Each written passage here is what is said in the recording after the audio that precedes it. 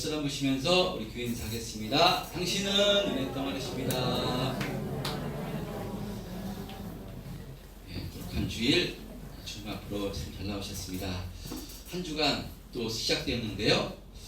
한 주간 시작된 삶 가운데 또 드려지는 예배를 통해서 하나님 주시는 은혜와 힘을 공급받아서 또 힘있게 또 믿음의 길 걸어가시고자 또 주님 앞에 나오신 것이니까요.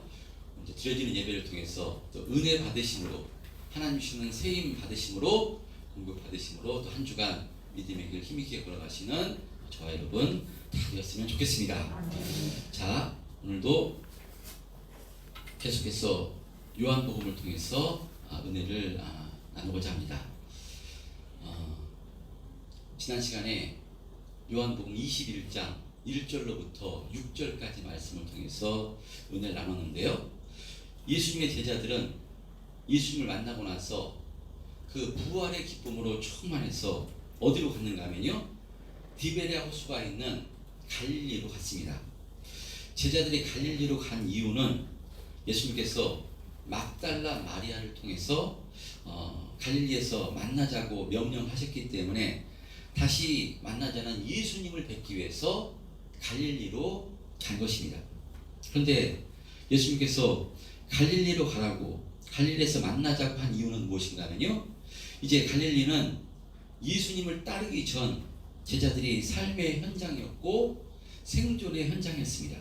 그러므로 이제 예수님의 십자가의 죽으심과 부활을 경험한 제자들에게 갈릴리에서 만나자고 하신 것은 바로 이제 갈릴리에서 이들이 지나온 삶을 뒤돌아보고 부활하신 예수님을 통해서 부활 생명으로 충만케 된 이 제자들이 이제 이전의 삶의 현장이었던 갈릴리에서부터 복음의 증인으로서, 진리의 증인으로서의 삶을 새롭게 시작시켜 주시고자 예수님께서 갈릴리로 가라고 하신 것입니다.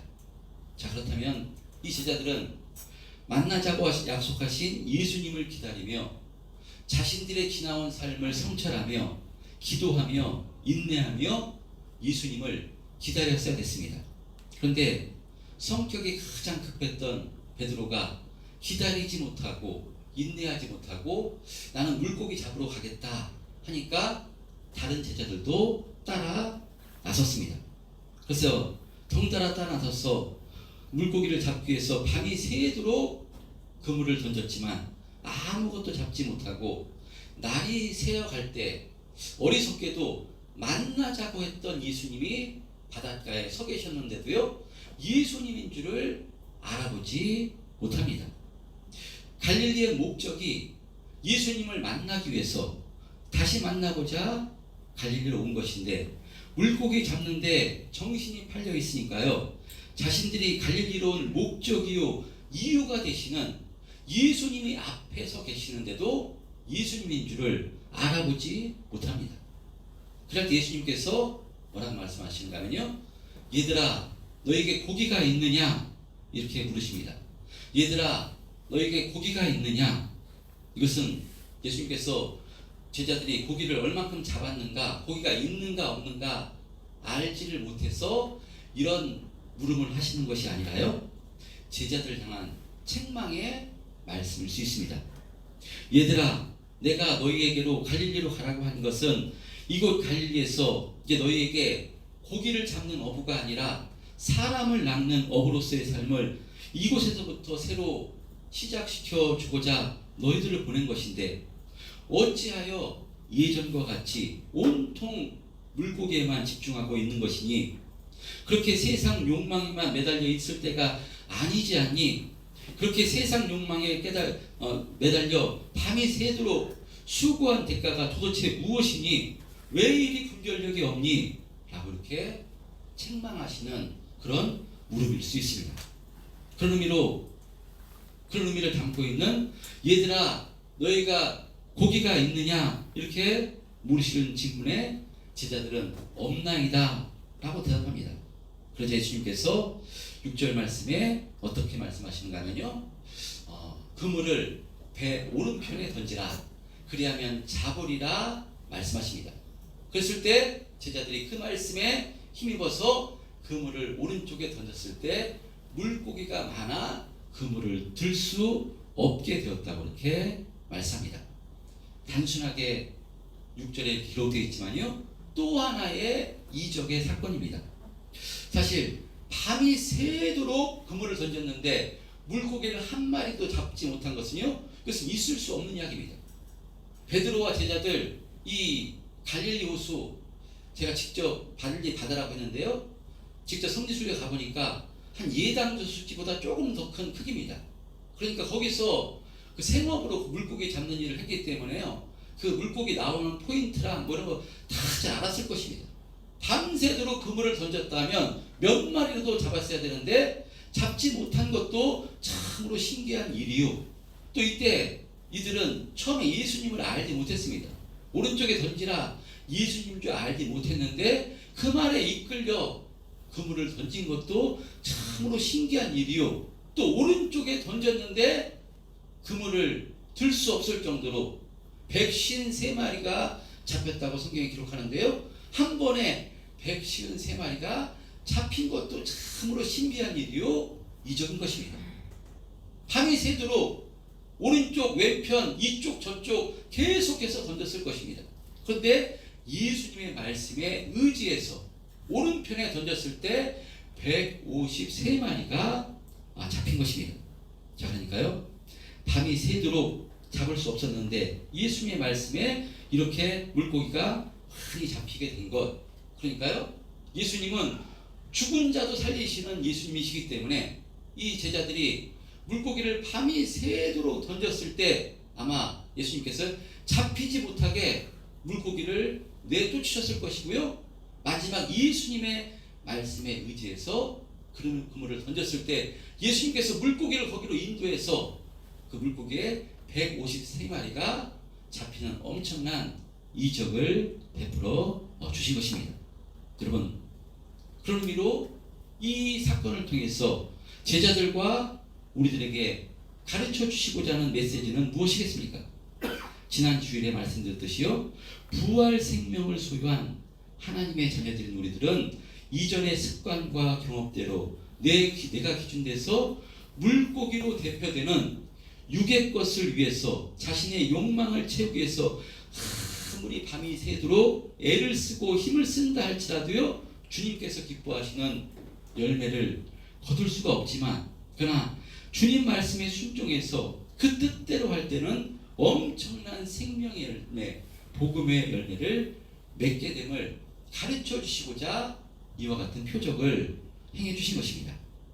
자, 그러므로 이 표적을 통해 예수님께서는 물고기에만 집중하는 인생이 아니라 나에게 집중하라, 내 말에 집중하라, 하나님 말씀에 집중해 그 말씀에 순종하는 삶을 살 때 하나님께서 기뻐하시는 열매 맺는 삶을 살 것이라고 이렇게 말씀하고 있는 것입니다.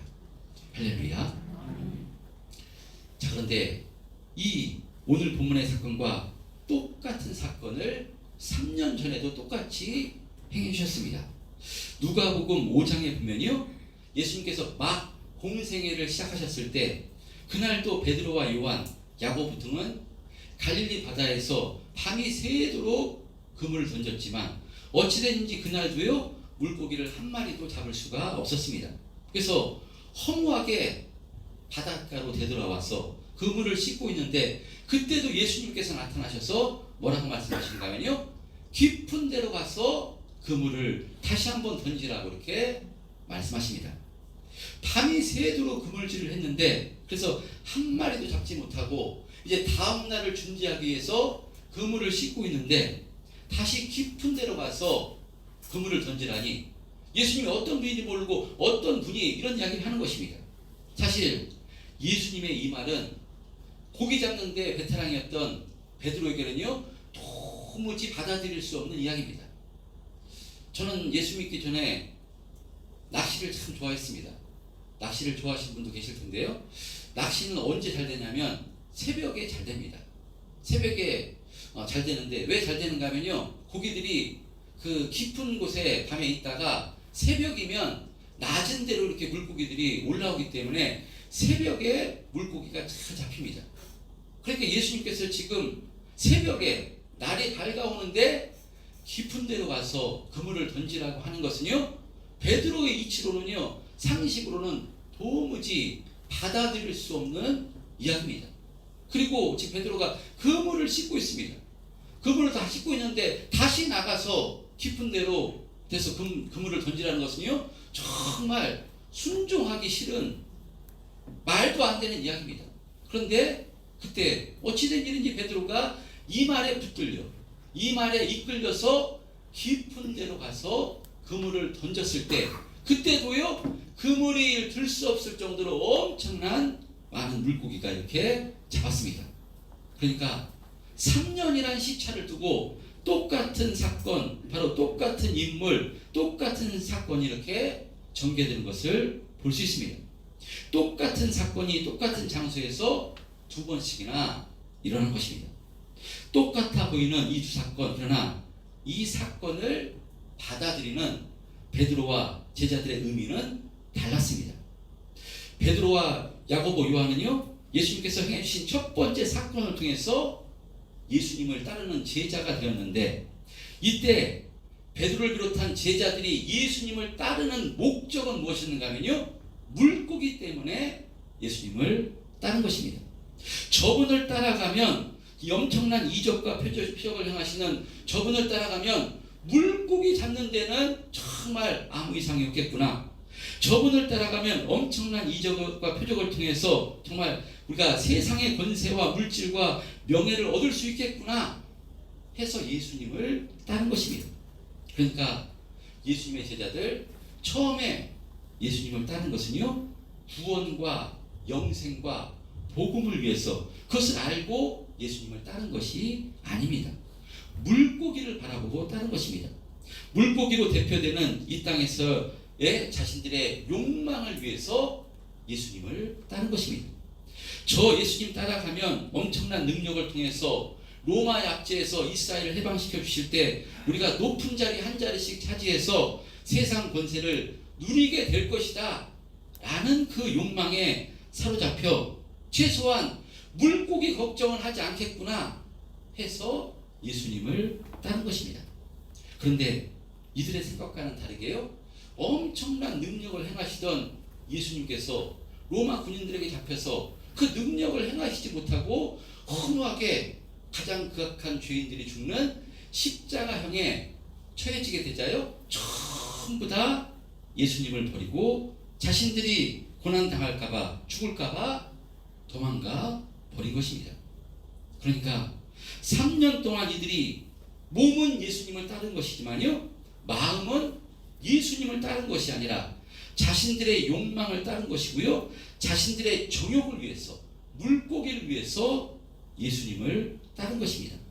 이렇게 3년 동안 물고기만 바라보고 따랐던 이 제자들, 남은 열매가 무엇인가?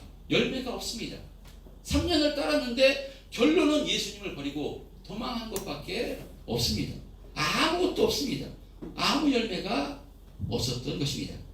그러나 지금까지는 그랬다면 이 제자들 이제는 달라져야 하는 것입니다. 왜냐하면 제자들은 예수님의 부활하심을 알게 돼서 이 부활 생명으로 기쁨으로 충만케 된 존재가 되었기 때문입니다. 그러므로 이전과 같이 물고기만 바라보고 살아서는 안 됩니다. 자신의 욕망만을 위해서 살아서는 안 됩니다. 이제 부활 생명을 소유한 존재로서 이 부활 생명을 전해주는 자로, 바로 이 생명의 복음을 전해주는 자로 살아야 되는 것입니다. 그래서 예수님께서 부활하셔서 이 제자들에게 나타나셔서 이 배신자들아, 너희들이 나를 버리고 다 도망가서 이 쓸모없는 것들아 라고 말하지 않고요, 너에게 평강이 있을지어다 라고 말씀하시면서요, 아버지께서 나를 보내신 것 같이 나도 너희를 보내노라 라고요, 다시 한번 제자로서의 그 자격을 갱신시켜 주신 것입니다. 그리고 이제 이 제자들이 예수님을 만나기 전 삶의 현장이었던 갈릴리로 보내셨어요. 이전의 삶을 되돌아보게 하시고 이제 새롭게 예수님의 제자로의 삶을 힘있게 준비시키려고 이렇게 갈릴리로 먼저 보내신 것입니다. 근데 이 제자들은 아직도 준비되지 못했어요. 정말 물고기 잡는 데만 집중할 때 예수님께서는 이 3년 전과 똑같은 사건을 일으켜 주심으로 이제는 물고기 잡는 데 집중하는 인생이 아니라 부활 생명을 소유한 이 하나님의 자녀로서 어떤 삶을 살아야 되는 것을 가르쳐 주시고자 바로 밤새도록 그물을 던졌지만 빈손이었던 이들에게 153마리가 되는 엄청난 물고기를 잡게 하는 은혜를 베풀어 주신 것입니다. 여러분, 그런 의미로 베드로와 제자들이 오늘 잡았던 153마리는요 더 이상 바로 이들의 욕망일 수 없습니다. 3년 전에 이들이 끌어올린 물고기는 이들의 욕망이었고 이들의 욕심이었습니다. 그렇지만 이번에 끌어올린 물고기는요 더 이상 욕망일 수 없음을 예수님께서 가르쳐 주시고자 오늘 본문의 또 말씀을 통해서 이들에게 은혜를 베풀어 주시는 것입니다. 자, 이렇게 오른편에 그물을 던져 그물을 들 수 없을 정도로 고기가 많이 잡히자 그때 17절에 보면 예수께서 사랑하시던 그 제자 누군가면요 바로 요한복음을 기록한 이 요한입니다. 요한이 바닷가에 서서 자신에게 말씀하시는 분이 예수님인 줄 알아보고 주님이시다 라고 할 때 베드로가 성격이 가장 급했던 베드로가요 바로 겉옷을 두른 채로 바다로 뛰어내립니다. 그리고 다른 제자들은 육지까지의 거리가 50칸쯤 되므로 라고 이렇게 기록하고 있는데요, 50칸이란 그 주석에 200규빗이라고 이렇게 성경 보면요 50칸이 200규빗이라고 이렇게 주석에 나와 있습니다. 200규빗은 한 규빗이 45cm니까요 200규빗 하면 한 900m 되는 거리입니다.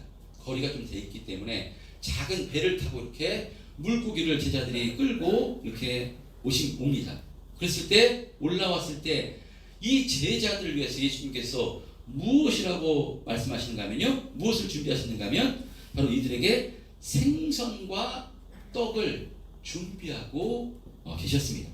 그리고 예수님께서 예수님 말씀에 순종해서 잡은 153마리 그 물고기 중에서 생선을 좀 가져오라 이렇게 말씀하신다며 이 생선도 구워서 제자들에게 와서요 뭐라고 말씀하는가 하면요 조반을 먹으라 라고 말씀합니다.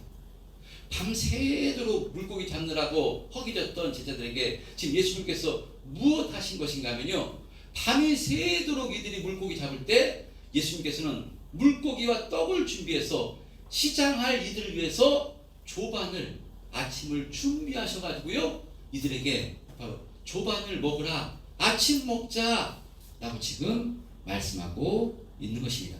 여러분 이것이 무엇이겠습니까? 이것이 주님의 사랑인 줄 믿습니다. 여러분 이것이 하나님의 사랑입니다. 주님께서는 당신이 택한 자들을요 절대로 포기하지 않으십니다. 여러분 왜냐하면 하나님은 우리의 아버지가 되시기 때문입니다. 여러분 부모가 어떻게 자식을 포기하겠습니까?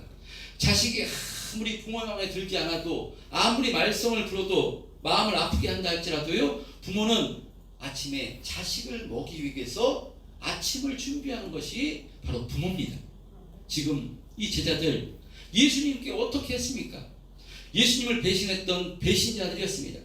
그 배신자였던 이들이 예수님께 나타나셔서 부활 생명을 보여주심으로 정말 이들이 부활 생명으로 기쁨으로 충만해서 이들이 어떻게 했어야 되는가 하면 이 부활 생명으로 충만해서 갈릴리로 가라고 했을 때 갈릴리에 가서 자신들의 이전의 삶을 뒤돌아보며 주님의 은혜를 생각하며 주님을 기다렸어야 되는데 이전과 같이 변하지 않는 모습이었습니다.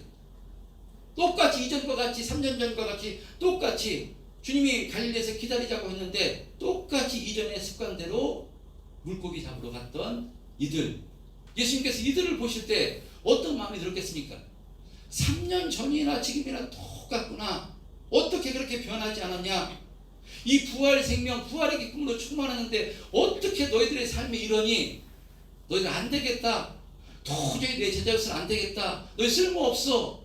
라고 생각하시는 것이 아니라요.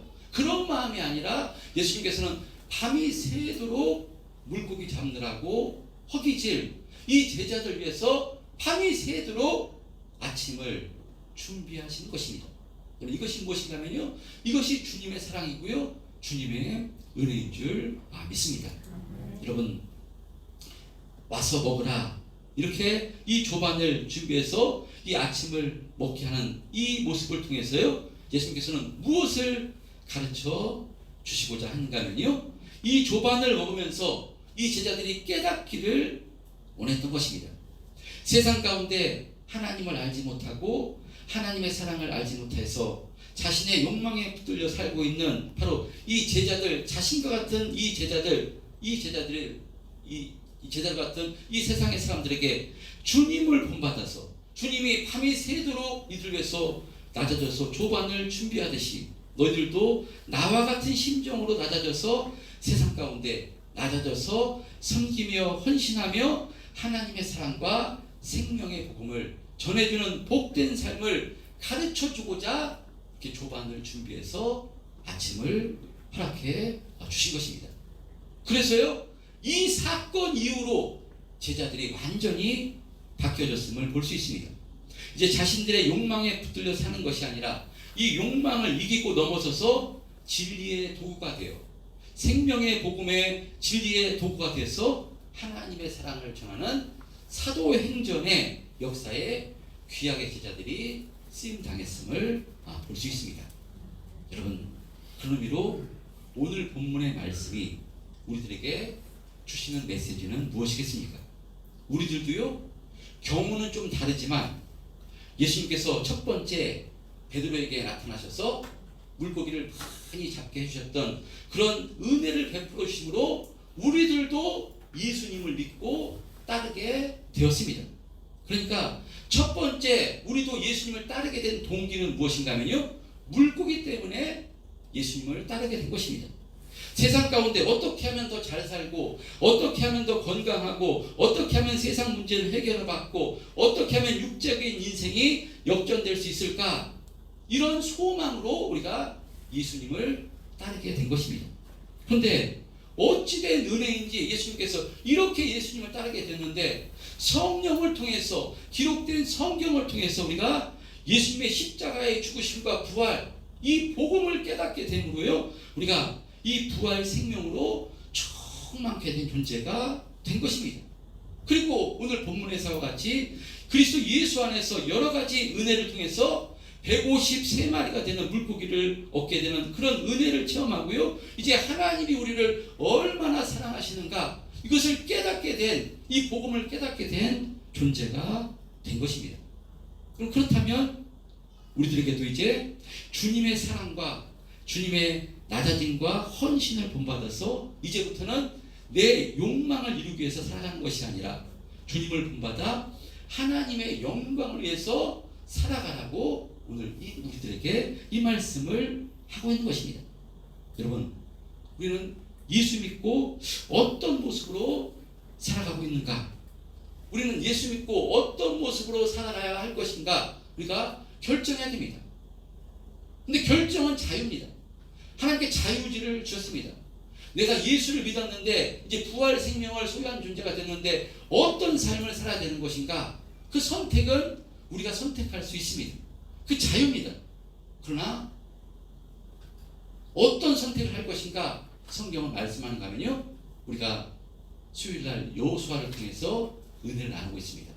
여호수아에 보면 하나님께서 이스라엘 백성들 아이성 전투를 승리케 하시고요, 이스라엘 백성들을 전부 다 이끌고 어디로 가는가 하면요, 전부 다 데리고 왔어요.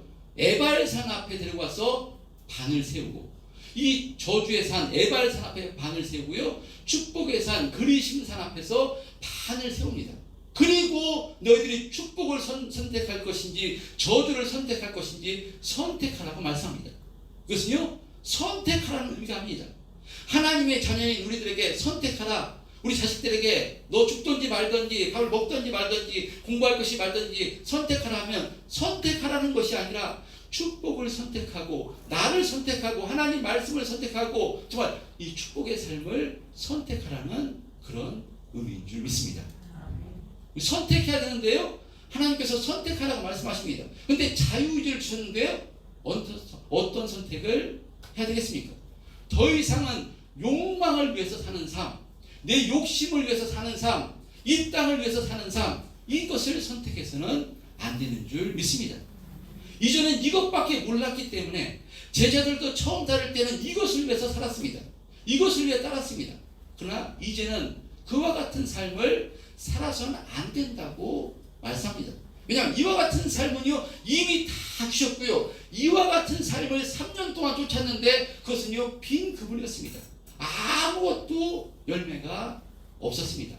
그러나 주님의 말씀에 붙들려서, 성령께 붙들려서 주님 말씀에 순종하는 삶을 살 때요, 그 다음부터는요 이 제자들 통해서 사도행전의 역사가 일어났어요. 지금 우리들에게 복음이 전해진 게 바로 이 제자들로 말미암아 우리들에게 영원한 생명, 영원한 축복이 주어졌듯이 우리들에게 이와 같은 삶을 살라고 말씀하고 있는 것입니다.